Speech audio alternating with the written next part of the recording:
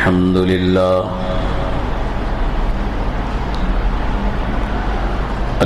لله نحمده ونستعينه ونستغفره ونؤمن به ونتوكل عليه ونعوذ بالله من شرور أنفسنا ومن سيئات أعمالنا من يهده الله فلا مضل له ومن يضلله فلا هادي له ونشهد أن لا إله إلا الله وحده لا شريك له ونشهد أن سيدنا وسندنا وحبيبنا ونبينا مولانا محمدا عبده ورسوله أرسله بالحق بشيرا ونذيرا وداعيا إلى الله بإذنه وسراجا منيرا قال الله تبارك وتعالى في القرآن المجيد والفرقان الحميد أعوذ بالله من الشيطان الرجيم بسم الله الرحمن الرحيم إنما المؤمنون الذين إذا ذكر الله وجلت قلوبهم وإذا تليت عليهم آياته زادته إيمانا وعلى ربهم يتوكلون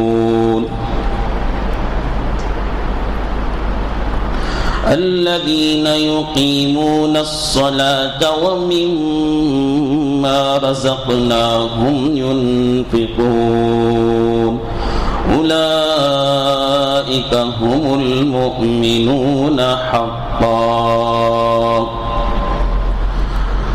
آمنت بالله صدق الله مولانا العظيم وصدق رسوله النبي الكريم ونحن على ذلك من الشاهدين والشاكرين والحمد لله رب العالمين وصلى الله على النبي وآله وأصحابه وبارك وسلم تسليما كثيرا كثيرا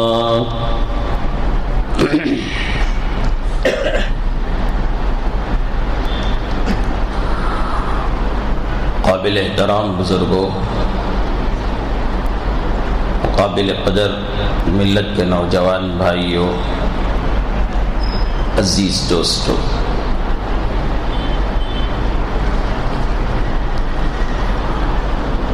مسلمان کہلانے والی قوم میں سے ہر زمانے میں 3 قسم کے لوگ رہے ہیں۔ ایک تو وہ مسلمان جو پکے سچے ایمان والے ہیں، جن کے اندر اسلام داخل ہو گیا ہے،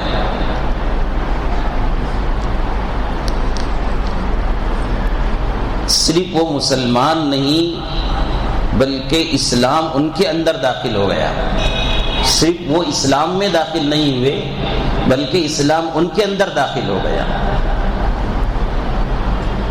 شریعت ان کی طبیعت بن جاتی ہے، ان کی طبیعت مکمل شریعت بن جاتی ہے۔ اسلام ان کے اندر ایسا رچ جاتا ہے، بس جاتا ہے داخل ہو جاتا ہے کہ ان کے ایک ایک عضو سے اسلام کی محبت ظاہر ہوتی ہے. ایسے ہی لوگوں کے بارے میں قرآن شریف میں اللہ تعالیٰ فرماتے ہیں انما المؤمنون الذین اذا ذکر اللہ وجلت قلوبهم. وہی لوگ ایمان والے ہیں جن کے سامنے اللہ کا ذکر ہوتا ہے تو ان کے دل سہم جاتے ہیں. وَإِذَا تُلِيَتْ عَلَيْهِمْ آيَاتُهُ. جب اللہ کی آیتیں اس کے احکام پڑھ کر سنائے جاتے ہیں زادتہ ایمانا زادتہم ایمانا، ان کا ایمان زیادہ ہو جاتا ہے. وعلی ربہم یتوکلون. وہ ہر حال میں اللہ ہی پر بھروسہ کرنے والے ہوتے ہیں.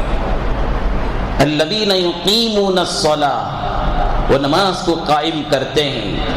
ومما رزقناہم ینفقون، اور جو کچھ اللہ ان کو دیا ہوا ہے اس میں خرچ کرتے ہیں. اولئک ھم المؤمنون حقا، یہی لوگ سچے پکے ایمان والے ہیں.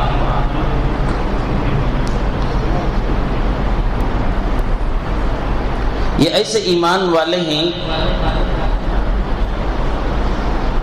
جن کے سامنے ماں باپ کی محبت، بھائی بہنوں کی محبت، اولاد کی محبت، خاندان والوں کی محبت، مال و دولت، تجارت، ملازمت کی محبت،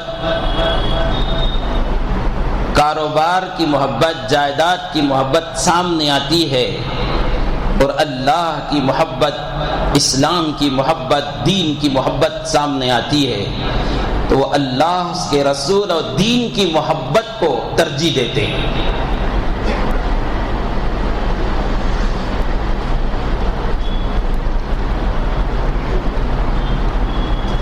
ہر چیز سے زیادہ محبوب ان کو اسلام ہوتا ہے. کائنات کی کوئی چیز ان کو اسلام سے زیادہ محبوب نہیں ہوتی. اللہ ہم سب کو اس گروہ میں داخل فرمائے.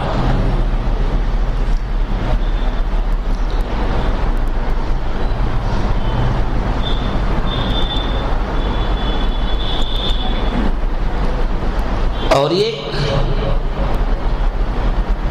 جماعت ایسی ہوتی ہے مسلمانوں کی، اور ایک قسم مسلمانوں کی ایسی ہے وہ اپنے آپ کو مسلمان کہتے ہیں، کلمہ پڑھتے ہیں، ایمان والے اپنے آپ کو کہتے ہیں، لیکن ان کا چہرہ، ان کا لباس، ان کا طور طریقہ، ان کے صفات میں کسی میں بھی ایمان نظر نہیں آتا ہے، اسلام نظر نہیں آتا ہے. ان کے عقائد کو دیکھو، عقائد میں گڑبڑی ہوتی ہے. عبادات کو دیکھو، عبادت میں کمزوریاں. یاد آ گیا تو نماز پڑھ لیے، فرصت مل گئی تو نماز پڑھ لیے، فرصت نہیں ملی تو چھوڑ دیے. معاملات کو دیکھو، معاملات میں دھوکہ، معاملات میں جھوٹ، معاملات میں دھوکہ بازی، لین دین میں گڑبڑ، ناپ تول میں گڑبڑ، پھر بھی اپنے آپ کو مسلمان کہتے ہیں. ان کی معاشرت کو دیکھ لو، ان کے رہن سہن کو دیکھ لو، رہن سہن میں بھی اسلام نظر نہیں آتا ہے. خوشیاں منانے کا طریقہ ان کا اسلامی نہیں ہوتا ہے، غم منانے کا طریقہ اسلامی نہیں ہوتا ہے، لباس پہننے کا طریقہ اسلامی نہیں ہوتا ہے. ان کے اخلاق کو دیکھ لو، اخلاق میں گڑبڑی. ان کے اندر پاکیزہ صفات نہیں ہوتے،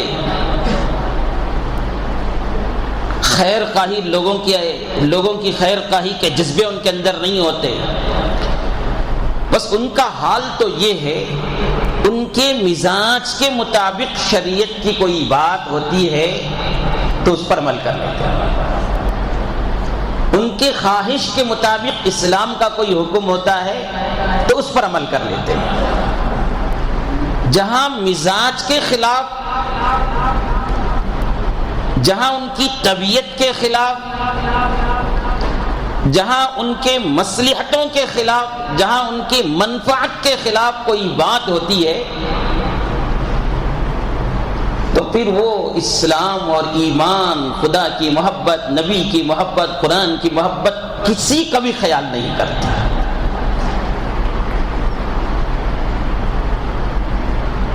یہ جو مسئلہ ہے، جو دوسری قسم ہے، یہ مرحلہ بڑا خطرناک مرحلہ ہوتا ہے، اسے معمولی نہ سمجھیں.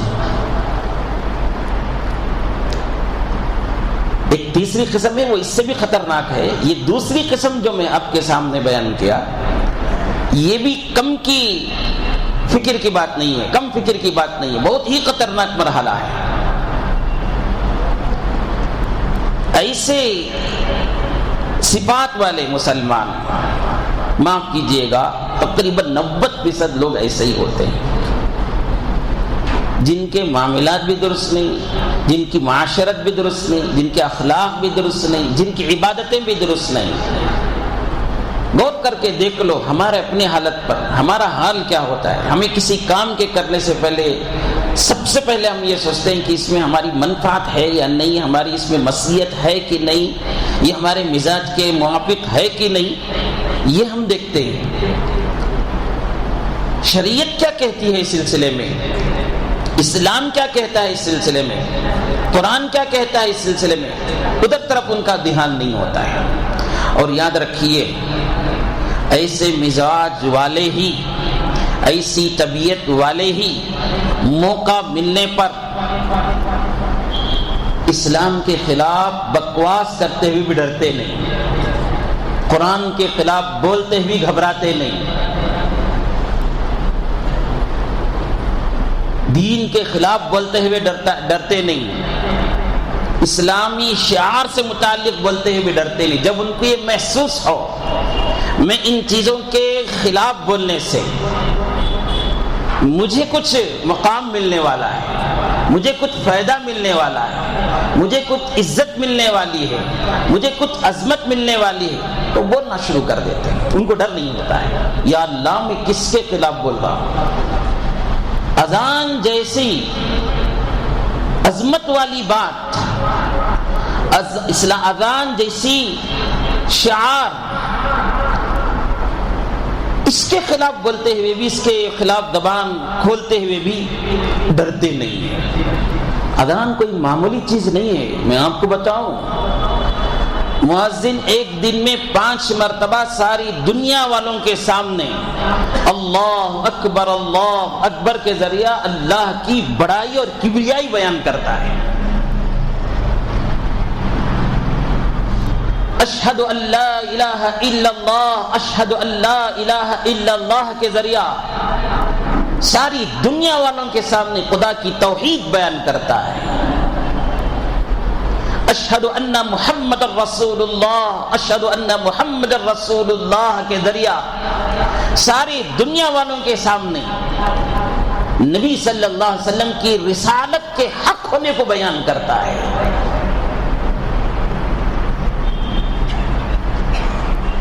حی علی الصلاح، حی علی الصلاح کے ذریعہ ایک دن میں 5 مرتبہ نماز کی طرف بلاتا ہے، نماز کی دعوت دیتا ہے.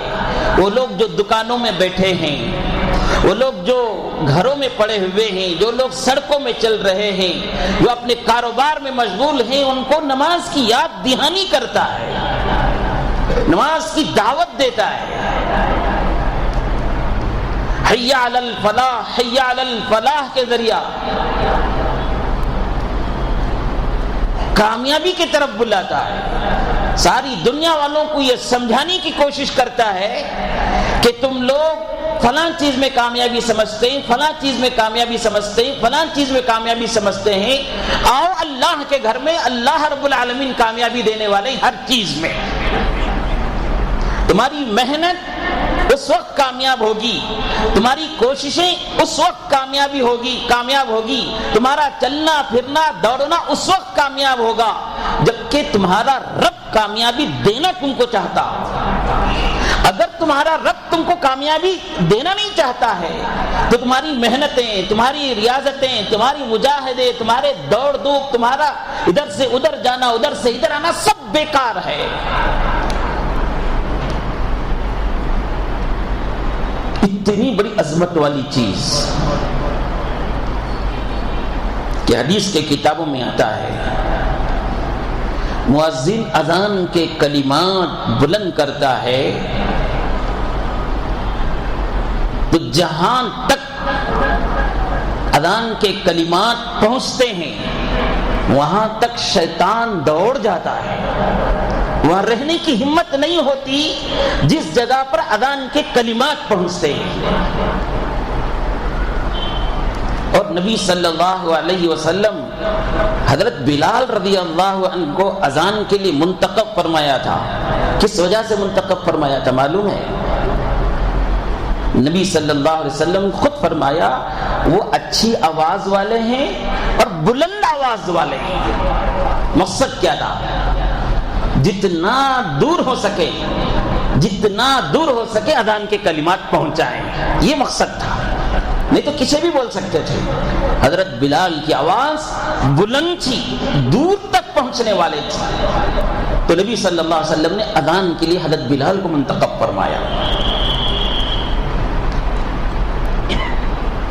اور اذان اتنی عظمت والی چیز ہے کہ آدمی اذان دیتا ہے، جتنی دور تک اس کی آواز پہنچتی ہے اتنی دور تک جتنے انسان ہوں گے، جتنے جانور ہوں گے، جتنے نباتات ہوں گے، جتنے درخت ہوں گے، جتنے پتھر ہوں گے، جتنی کنکریاں ہوں گی، جتنی عمارتیں ہوں گی، جتنی چیزیں موجود ہوں گی، سب کے سب اس اذان کے دینے والے کی کل قیامت کے دن ایمان کی گواہی دیں گے.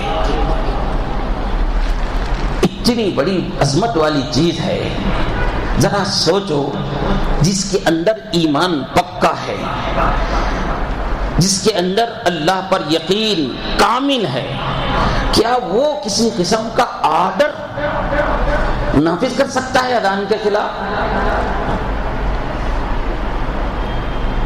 مجھے جو آدمی اذان سے متعلق جو باتیں کہی ہیں، آپ لوگ میڈیا میں اخبارات میں پڑھے ہیں، مجھے ان سے تو کہنا ہی ہے، لیکن مجھے یہاں یہ کہنا ہے کہ یہ درجے پر انہیں کیسا پہنچ گیا، یہ بولنے کی ہمت اسے کیسے ہوئی؟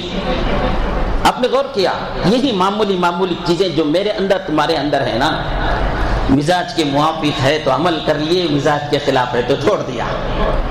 اپنی منفعت کے موافق ہے تو وہ عمل کر لیا، منفعت کے خلاف ہے تو چھوڑ دیا.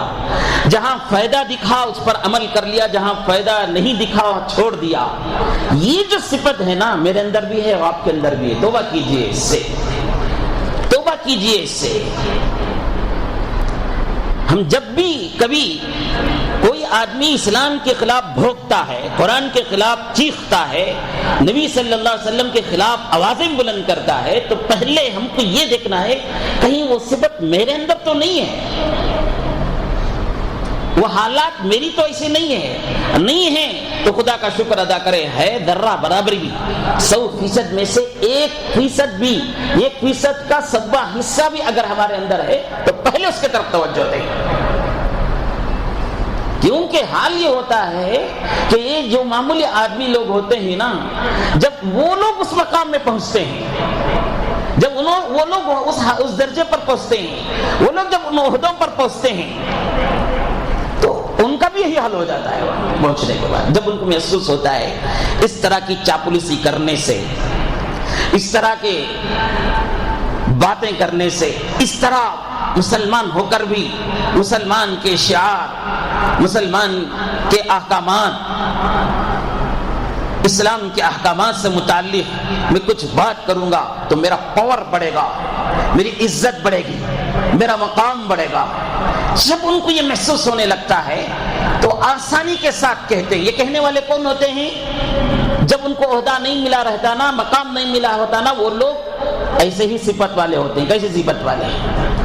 نفع دکھا تو عمل کر لو، نفع نہیں دکھا تو چھوڑ دو، اور نفع دکھا تو اسلام کے خلاف بھی کام کر لو.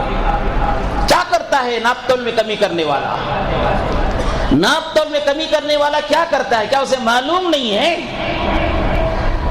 ایک دانہ بھی کسی کا میں لے لیا تو کل قیامت کے دن مجھے اس کی جواب دہی دینا ہے. یہ دھوکہ دینے والا کیا کر رہا ہے؟ وعدہ خلافی کرنے والا کیا کر رہا ہے؟ یہ جھوٹ بولنے والا کیا کر رہا ہے؟ اس کی منفعت دیکھ رہا ہے نا وہاں پر، اسلام کے حکم کو چھوڑ رہا ہے نا وہاں پر. چھوڑ رہا ہے کہ نہیں چھوڑ رہا بھائی؟ اپنی منفعت دیکھ رہا ہے، اپنا نفع دیکھ رہا ہے، اسلام کا حکم توڑ رہا ہے. اب اس وقت جس درجے میں ہے وہ اتنا ہی کر سکتا ہے. اس وقت وہ جس درجے میں ہے، جس مقام پر ہے، وہ اتنا ہی کر سکتا ہے. اس لیے وہ کر رہا. جب اس مقام پر پہنچتا ہے، جو کرنے کی بات، اسے کرنے کا جب موقع ملتا ہے تو وہاں بھی جا کر جب اسے نفع دکھتا ہے، فائدہ دکھتا ہے، تو وہ وہاں بھی جا کر کرتا ہے. اس لیے سب سے پہلے توجہ دینے کی بات ہماری طرف دینا ہے. کہیں یہ مزاج تو میرے اندر نہیں ہے، یہ حال تو میرا نہیں ہے، یہ صفت تو میری نہیں ہے، اس کی طرف توجہ دینا ہے.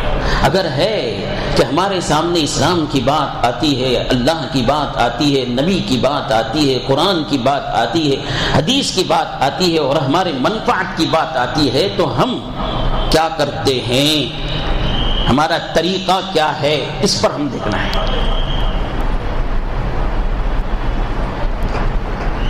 اور اس کے بعد ایسے لوگوں کے ساتھ جو اذان کے خلاف، جو اسلامی شعار کے خلاف، قرآن کے خلاف بولتے ہیں، کیا کرنا ہے، اس کا بھی طریقہ آپ کو قرآن شریف میں دکھایا گیا.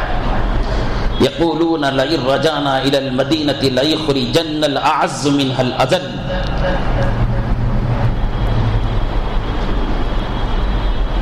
یعنی قرآن کے خلاف بولنے والے، نبی کے خلاف بولنے والے، دین کے خلاف بولنے والے، اسلامی شعار کے خلاف بولنے والے، ان سے اجتماعی طور پر کیسا رہنا ہے، قوم کے اعتبار سے ان کے ساتھ کیسے پیش آنا ہے، اور ہمارا انفرادی مسئلہ کیسا ہونا ہے. دونوں باتوں کو قرآن میں ذکر کیا گیا ہے. واقعہ ایک لمبا ہے، میں شارٹ کر کے، مختصر کر کے آپ کو بیان کروں. سورہ منافقون قرآن شریف میں ہے. غزوہ بنی المصطلق کا موقع تھا. ہجرت کے غالباً 5ویں سال یا 6ویں سال یہ واقعہ پیش آیا. ایک غزوے میں رسول اللہ صلی اللہ علیہ وسلم پہنچے تھے. واپسی کے وقت میں ایک جگہ پڑاؤ ڈالے.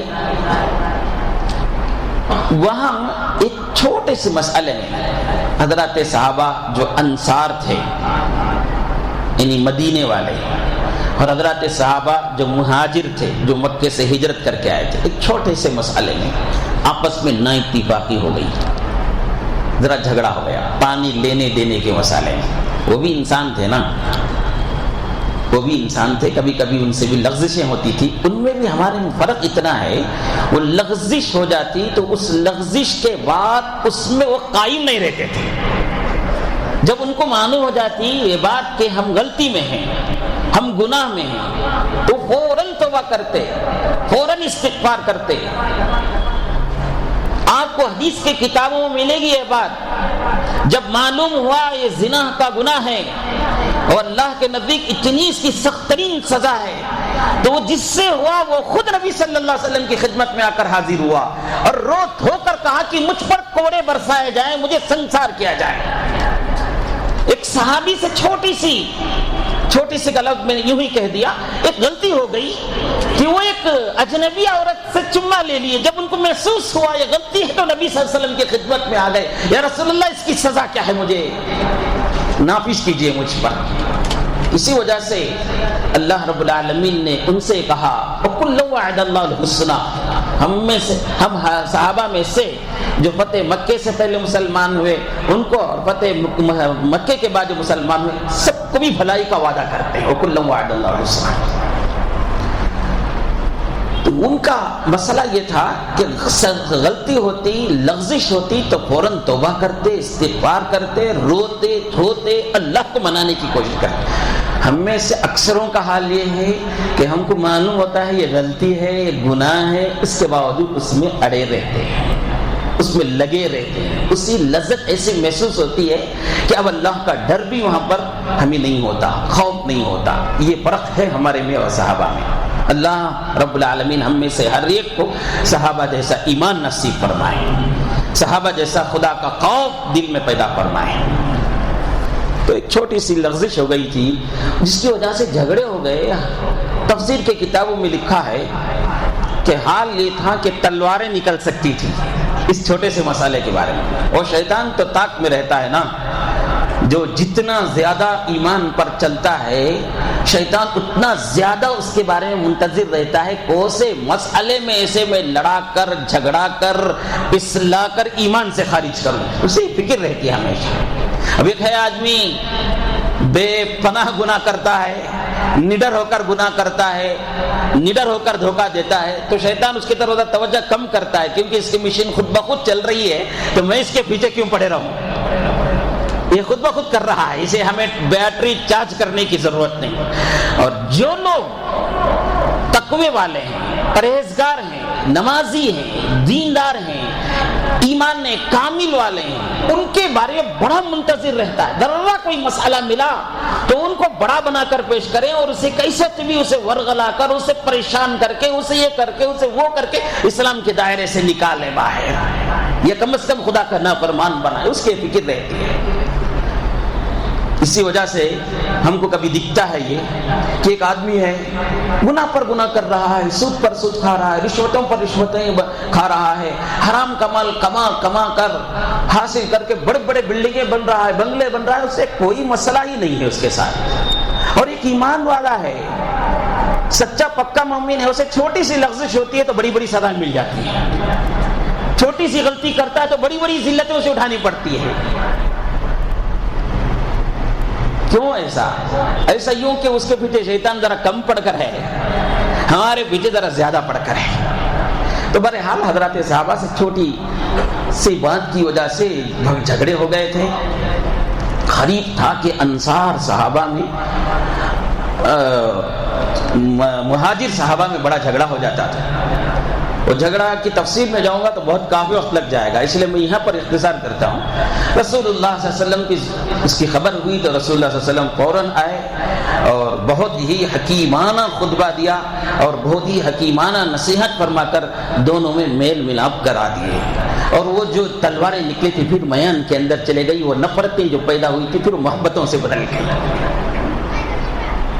اس چھوٹے سے واقعے کی وجہ سے بہت ممکن تھا کہ مسلمانوں میں تفریق ہو جاتی، لیکن نبی صلی اللہ علیہ وسلم نے دو مسلمانوں میں اس جھگڑے کو مٹا کر ہمیشہ کے لیے نفرتیں ختم کر کے محبتیں پیدا کر دی۔ آج بھی ہمارا بھی یہی رول ہونا چاہیے، یہی ہمارا بھی کام ہونا چاہیے۔ دو خاندان میں جھگڑا ہو رہا ہے، دو بھائیوں میں جھگڑا ہو رہا ہے، دو مسلمانوں میں جھگڑا ہو رہا ہے، دو پڑوسیوں میں جھگڑا ہو رہا ہے، تو اس وقت فوراً ہم وہاں پر مداخلت کر کے کسی بھی طریقے سے ان کے اندر کی نفرتوں کو ختم کریں، محبتوں کو پیدا کریں۔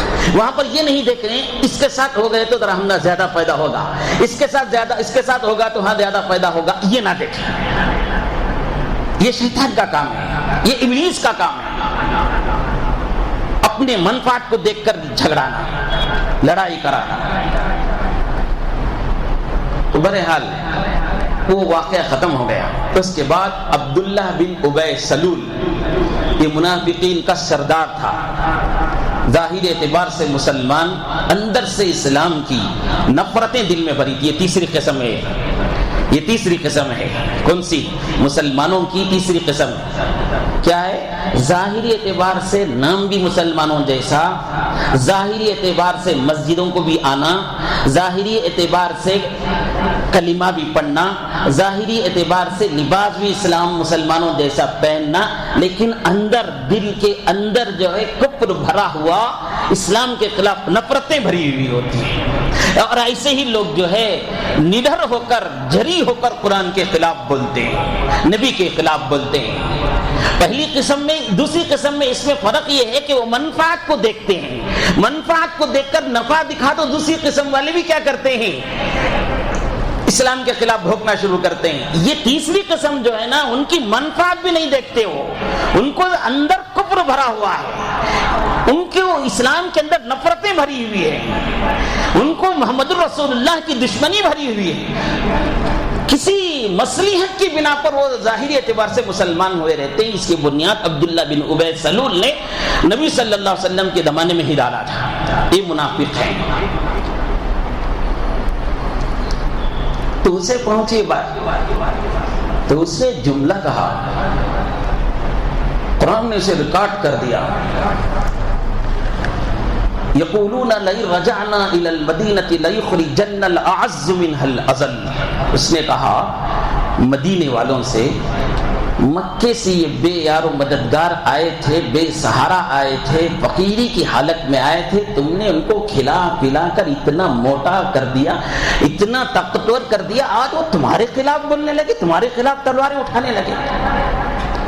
کہنے لگا ان پر خرچ کرنا چھوڑ دو، حتی ینفضوا، یہاں تک کہ وہ پھر متفرق ہو جائیں۔ اس کے بعد کہا کہ مدینہ پہنچنے کے بعد، یعنی مطلب میں ایسی سازش کروں گا، مدینہ پہنچنے کے بعد میں ایسی سازش کروں گا کہ عزت والے ذلت والوں کو نکال دیں گے۔ یہ جملہ اس نے کہہ دیا۔ اب دیکھیے انفرادی عمل بھی بتاتا ہوں میں، اسلام کے خلاف بھوکنے والوں کو انفرادی عمل صحابہ کا کیا تھا، اجتماعی عمل کیا تھا، دونوں باتیں آپ کو بتاؤں۔ انفرادی عمل پہلے سنیے، جب یہ جملہ اس نے کہہ دیا، حضرات صحابہ میں سے ہر ایک پر سر پر بجلی پڑنے کی طرح معلوم ہوا، کیسا جملہ کہہ دیا اس نے، عزت والے کون ہیں اس میں، ذلت والے کون ہیں، نکالنے والا کون ہے، نکلنے والا کون ہے۔ اس سلسلے میں ایک عجیب طرح کی تشویش حضرات صحابہ میں تھی۔ تو عبداللہ بن ابی سلول کے ایک بیٹے تھے، عبداللہ ان کا نام بھی، ان کا نام بھی عبداللہ کے معنی بڑے اللہ کے نزدیک بڑے مقبول ہیں۔ دو نام اللہ کے نزدیک بہت مقبول پورے ناموں میں، سن لیجیے اچھی طرح سے، عبد الرحمن اور عبداللہ، یہ دونوں نام دنیا میں جتنے نام رکھے جا سکتے ہیں ان تمام ناموں میں سب سے زیادہ محبوب نام عبد الرحمن اور عبداللہ اللہ کے نزدیک۔ محمد اور احمد، حامد، محمود تو یہ ہے ہی، یہ تو عظمت والے ہے ہی، یہ نبی کے نام کتنے عظمت والے ہوں گے، اللہ نے ان کو منتخب فرمایا، اللہ نے منتخب فرمایا۔ محمد، حامد، یہ نبی صلی اللہ علیہ وسلم کے نام ہیں، محمد، محمود، حامد، حماد، یہ سب نبی صلی اللہ علیہ وسلم کے نام، وہ تو ہے ہی بہت عظمت والے ہیں۔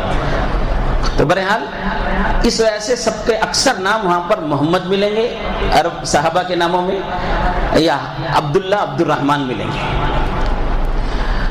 تو ان کے ایک بیٹے تھے عبداللہ، انہوں نے یہ غزوہ بنی مستلق میں اپنے باپ عبداللہ بن ابی سلول جو منافق تھا وہ بھی شریک تھا لشکر میں، اور یہ بھی شریک تھے۔ تو یہ ذرا جلدی جلدی آگے بڑھے، مدینے کے کمپاؤنڈ میں گیٹ میں کھڑے ہو گئے، داخلہ گیٹ ہوتا نا ہر بستی کا، ویلکم کر کے لکھے رہتے ہیں، تو وہاں پر جا کر کھڑے ہو گئے۔ جب عبداللہ بن ابی سلول منافق جانے لگا تو انہوں نے رسی کو پکڑ لیا سواری کے، کہا کہ ابا جان تم اندر جا نہیں سکتے مدینے کے۔ کیوں، کیا غلطی ہو گئی میرے سے؟ یہ واضح کرنا ہوگا عزت والا کون ہے، ذلت والا کون ہے، یہ واضح کرو۔ جب تک آپ نہیں بتائیں گے کہ عزت والا کون ہے، ذلت والا کون ہے، نکالنے والا کون ہے، نکلنے والا کون ہے، جب تک تک آپ نہیں بتائیں گے اس وقت تک مدینے کے اندر تم داخل نہیں ہو سکتے۔ اونٹنی کو بٹھایا، ان کے اوپر پاؤں رکھ دیا اور تلوار لے کر کھڑے ہو گئے، اندر گھسے تو مار دوں گا۔ یہ انفرادی عمل ہے، یہ انفرادی عمل ہے خدا کے دشمن، رسول کے دشمن، اسلام کے خلاف دشمنی کرنے والوں کے سلسلے۔ اپنے باپ کے بارے میں جب معلوم ہوا، اس نے محمد الرسول اللہ کو اور محمد الرسول اللہ کے ساتھ رہنے والے صحابہ کو ذلت والے کہہ دیا اور ان کو مدینے سے نکالنے کی بات کہا، تو بیٹا جو پکا سچا مسلمان تھا باپ کے خلاف تلوار لے کر کھڑا ہوتا ہے، ابا جان تم اس وقت تک مدینے کے اندر داخل نہیں ہوں گے جب تک کہ یہ واضح نہ کر دیں عزت والا کون ہے، ذلت والا کون ہے۔ گڑ گڑانے لگا بیٹے کے سامنے، بیٹے دنیا والے دیکھ رہے ہیں، میری ذلت ہو رہی ہے، مجھے شرمندگی ہو رہی ہے، مجھے چھوڑ دو، میں مسجد کے میں مدینے کے اندر داخل ہو جاؤں گا، مسئلہ نمٹا لوں گا، مجھے تو زبان ہے، میں زبان کے ذریعے کچھ سی بھی بات کر لوں گا۔ واضح کرو، اس وقت تک داخل نہیں ہو سکتے۔ سارے لوگ دیکھ رہے تھے باپ بیٹے کا جھگڑا۔ یہ باپ بیٹے کا جھگڑا دولت کا نہیں تھا، جائیداد کا نہیں تھا، پراپرٹیوں کا نہیں تھا، اسلام سے متعلق جب باپ نے ایک بات کہہ دی تو پکڑ کے کھڑا لیا رسول اللہ صلی اللہ علیہ وسلم کو۔ جو طرف پیچھے تھے سفر میں اطلاع ملی اس طرح وہاں پر ہو رہا ہے تو رسول اللہ صلی اللہ علیہ وسلم اپنی سواری تیز کیا، وہاں پر پہنچے۔ عبداللہ بن ابی سلول کے بیٹے تھے، ان سے کہا کہ اس کا راستہ اسے چھوڑ دو، اس کی حالت پر چھوڑ دو، اللہ رب العالمین خود ہی اسے سزا دے دے۔ یہ اجتماعی عمل تھا، یہ اجتماعی عمل تھا۔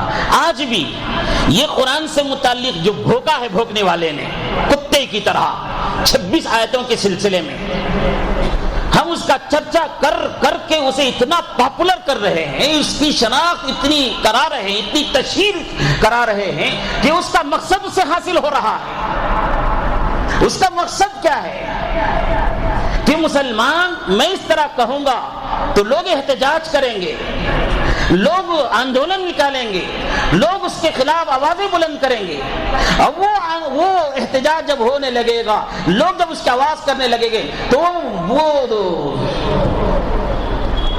موقع مل جائے گا ان لوگوں کو جو حق پر بیٹھے ہوئے ہیں، احتجاج کر رہے ہیں، ان کو بھی ملا کر سب کو اٹھا کر بھگایا جائے۔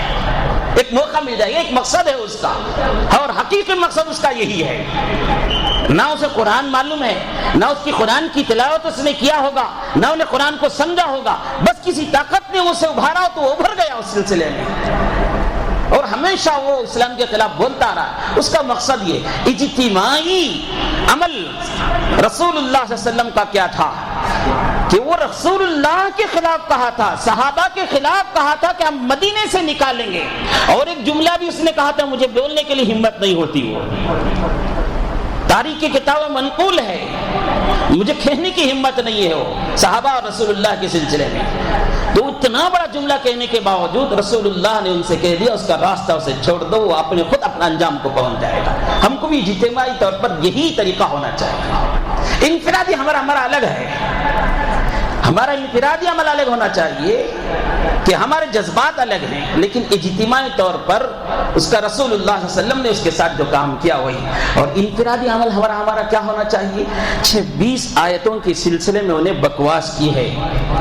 بہت سے مسلمانوں کو معلوم نہیں کہ وہ 26 آیتوں میں کیا کہا گیا ہے۔ پوری وہ 26 آیتوں اللہ نے طاقت دی ہے، قوت دی ہے، تقریباً 20 سال تک قرآن پاک کی تفسیر پڑھانے کا تجربہ ہے۔ آپ لوگ چاہیں تو میں 26 آیتوں کی ایک ایک آیت کی تفسیر آپ حضرات کے سامنے پیش کروں۔ موقع بنائیے، آپ وقت نکالیے، آپ آئیے ہمارے پاس، یا آپ ہم کو بلائیے اپنی جگہ پر۔ وہ 26 آیتوں میں سے ایک ایک آیت کی تشریح کروں گا۔ قسم خدا کی ایک آیت میں بھی انسانیت کے خلاف نہیں کہا گیا ہے، دہشت گردی کی ہرگز اس میں دعوت نہیں ہے۔ ایک آیت بھی کسی کو باغی نہیں بناتی ہے، نہ ملک کی باغی بناتی ہے، نہ قوم کی باغی بناتی ہے، لیکن ہم کو معلوم ہی نہیں ہے۔ ہم میں سے بہت سے لوگوں کو تشکیک، لفظ جہاد سنتے ایمان پریشان، لفظ جہاد کے معنی معلوم نہیں، جہاد کسے کہتے ہیں، جہاد کا مقصد کیا ہوتا ہے، جہاد کب کرتے ہیں، کچھ بھی معلوم نہیں، کہہ دیا۔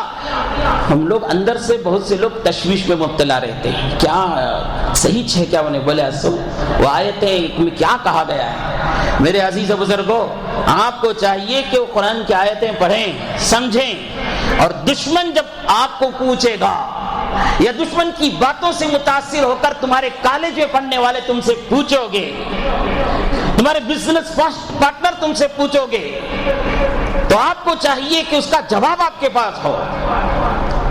فاتح قوم ایسی نہیں ہوتی کہ یہ کہیں کہ ہمارے علماء سے پوچھ لو، ہمارے بڑوں سے پوچھ لو بول کر بیٹھنے کی بات نہیں ہے۔ آپ مسلمان ہیں تو آپ کو چاہیے کہ وہ 26 آیتوں سے متعلق جو دشمن نے بھوکا ہے، اگر آپ کا دوست جو کافر ہے، آپ کا ساتھی جو کافر ہے، آپ کا ساتھی جو مشرک ہے، آپ کا ساتھی جو تجارت کا پارٹنر ہے، آپ کا پڑوس ہے، اگر آپ سے پوچھ لے تو آپ اس کا جواب آپ کو معلوم ہونی چاہیے، اس کا جواب آپ کو معلوم ہونی چاہیے۔ آپ کے باپ سے متعلق کوئی بکواس کرے، آپ کی ماں سے متعلق کوئی بکواس کرے، آپ کے خاندان سے متعلق کوئی بھوکے، تو آپ یہ کہیں گے کہ مجھے معلوم نہیں، میں مطالعہ کر کے بولتا ہوں، ہمارے ابا سے پوچھ کر پھول بولتا ہوں، ہمارا ابا حلال سے پیدا ہوا کہ حرام سے پیدا ہوئے کہ دے پوچھ کر بولتا ہوں، بولیں گے کیا آپ کو پورا معلوم رہے گا اس سلسلے میں، آپ کیسے ایکشن میں آئیں گے اور اس سلسلے میں کتنے آپ متفکر ہو جائیں گے کہ میرے ابا کے سامنے ایسا بول دیا۔ قرآن سے متعلق اس نے ایسا کہا، 90%، 95% مسلمانوں کو معلوم نہیں 26 آیتوں میں کیا کہا گیا ہے۔ آپ اجازت دیں تو میں جمعہ میں بھی بیان کر سکتا ہوں اسے، لیکن وقت لگے گا، سمجھنے کے لیے دماغ چاہیے، آپ کو ذرا غور سے سمجھنا پڑتا ہے۔ اس طرح نہیں قرآن پاک کی تفسیر کو کہ آپ آخری وقت میں آئیں، تھوڑا بہت سن لیے، آدھی بات سنے، آدھی بات چھوڑ دیے، نہیں۔ قرآن پاک کی تفسیر سننا ہے تو پہلی منٹ جب خطبہ شروع ہوا اس وقت سے لے کر آخری منٹ تک بیٹھنا، تب پوری طرح سے سمجھ میں آئے گا، اور پورے دھیان سے سننا، پورے دھیان سے سمجھنا، دماغ کدھر کی، کان کدھر کی، آنکھیں کدھر کی رکھ کر دیکھے تو سمجھ میں۔ اللہ کا کلام ہے، غور سے سننا ہے۔ تم نہ آپ پی ایم ایک بات کرتا ہے، سی ایم ایک کوئی آرڈر بھیجتا ہے، کتنا دماغ سے سنتے ہیں آپ، غور سے سنتے ہیں۔ اللہ کا کلام ہے بندوں سے متعلق۔ تو بہرحال یہ 3 قسم کے مسلمانوں کا حال آپ کے سامنے آیا۔ ایک وہ ہیں جن کے اندر ایمان رچ گیا، بس گیا، اسلام کی ایسی محبت، ہر چیز کے مقابلے میں اسلام ان کو پسند ہے۔ ایک دوسرے مسلمان ایسے جن کا حال یہ ہے کہ منفعت دکھی تو اسلام کے احکام پر چلے، نقصان دکھا تو اسلام کے خلاف چھوڑ دیا، اسلام کو چھوڑ دیا۔ یہ بہت ہی خطرناک مرحلہ ہے، یہ ایسا مرحلہ ہے جو اسلام کے آخری سیڑھی پر اور کفر کی پہلی سیڑھی پر پہنچا دیتا ہے، کہ ایسے ہی لوگ اسلام کے خلاف مسلمان ہونے کے باوجود بکتے ہیں، قرآن کے خلاف بکتے ہیں، دین کے خلاف بکتے ہیں، نبی کے خلاف بکتے ہیں، جب ان کو محسوس ہونے لگتا ہے کہ یہ بکنے سے ہم کو کچھ فائدہ ہوگا۔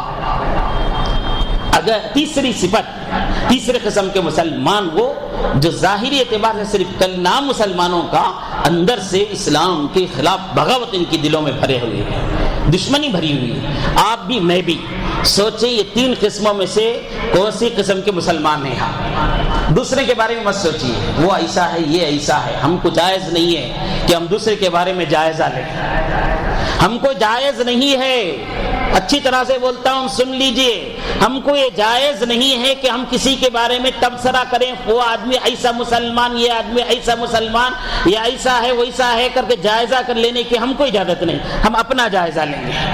ہم یہ 3 قسموں میں سے کوئی قسم کی، اور سن لو اچھی طرح سے، پہلی قسم کے مسلمانوں پر ہی اللہ کا وعدہ ہے مشکلات میں مدد کرنے کا اور تکلیفوں کے موقع پر ساتھ دینے کا، اور اللہ تعالیٰ آسمان سے فرشتے اتر کر جو مدد کی ہے پہلی قسم کے مسلمانوں کے ساتھ ہی ہے۔ یہ دوسری قسم کے لوگوں کو اللہ مدد کر دیے تو کر دیے، نہیں تو نہیں۔ تیسرے کے تو اللہ تعالیٰ بری ہیں۔ جو مدد کے وعدے ہوئے ہیں کافر کے مقابلے میں اسلام کو، کفر کے مقابلے میں اسلام کو، کافروں کے مقابلے میں مسلمانوں کو مدد کے جو مقابلے، یہ وعدے جو قرآن میں ہوئے ہیں، حدیث میں ہوئے ہیں، یہ جو ہے پکے سچے کامل ایمان والوں کے لیے. اور جب تک ہم کامل مومن کامل مسلمان نہیں ہوں گے اللہ کی مدد کے منتظر نہ رہیں. انتظار تو ہم اس کا کرنا ہوگا کہ کب ہم کامل مومن ہوں گے, کامل مسلمان کب ہوں گے. یہ عقائد ہمارے مکمل ہو, عبادات ہماری مکمل ہو, معاملات ہمارے مکمل ہو, معاشرت ہماری مکمل ہو, اخلاق ہمارے مکمل ہو. مکمل ہونے کا مطلب اسلام کی تعلیمات کے موافق ہو. دعا فرمائیے اللہ رب العالمین مجھے بھی اور آپ کو بھی کامل مومن کامل مسلمان بنائے. سبحان اللہ بحمدہ, سبحانک اللہم بحمدک, ونشہد ان لا الہ الا انت, نستغفرک ونتوب الیک.